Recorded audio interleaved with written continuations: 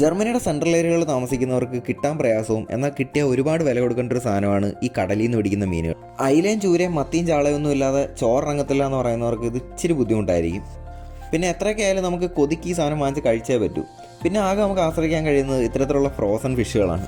ഒരുവിധപ്പെട്ട എല്ലാ മീനുകളൊന്നും ഈ ഫ്രോസണിൽ കിട്ടിയില്ലെന്നുണ്ടെങ്കിലും നമുക്ക് അത്യാവശ്യം കൊതിക്ക് വേണ്ടി കഴിക്കാൻ പറ്റുന്ന കുറച്ച് മീനുകളൊക്കെ കിട്ടും.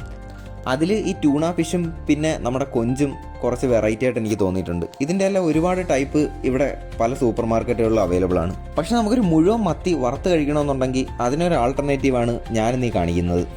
ഇതിവിടെ നമുക്ക് കോഫ്ലിൻറ്റി നോക്കിയപ്പോൾ കണ്ടൊരു സാധനമാണ്. എസ്കൽ എന്ന് പറയുന്ന ഒരു ബ്രാൻഡിൻ്റെ സർഡൈൻ ഫിഷാണ് ഈ കാണുന്നത്. ഇതിൻ്റെ വില വരുന്നത് വെറും 4.49 മാത്രമേ ഉള്ളൂ. ഇതിനകത്തൊരു 10 പീസ് വരെ കാണും. സാധനം ഫ്രോസൺ ആണെങ്കിലും കുറച്ച് നേരം എടുത്ത് പുറത്ത് വെച്ച് കഴിഞ്ഞ് കഴിഞ്ഞാൽ നമുക്ക് നല്ല രീതിയിൽ അത് വറക്കാനും അതുപോലെ തന്നെ കറി വെക്കാനും സാധിക്കും. നാട്ടിലെ പോലെ മത്തിയെല്ലാം മുളകിട്ട് വരഞ്ഞ് ഒന്ന് കറി വെക്കണമെങ്കിലോ അല്ലെങ്കിൽ ഒന്ന് വറക്കണമെങ്കിലോ ഈ ഒരു പാക്കറ്റ് കുറച്ച് നല്ലതാണ്. അപ്പോൾ മീൻ കഴിക്കാൻ ഒരുപാട് കൊതിയുള്ളവർ ഇതൊന്ന് ട്രൈ ചെയ്ത് നോക്കണം.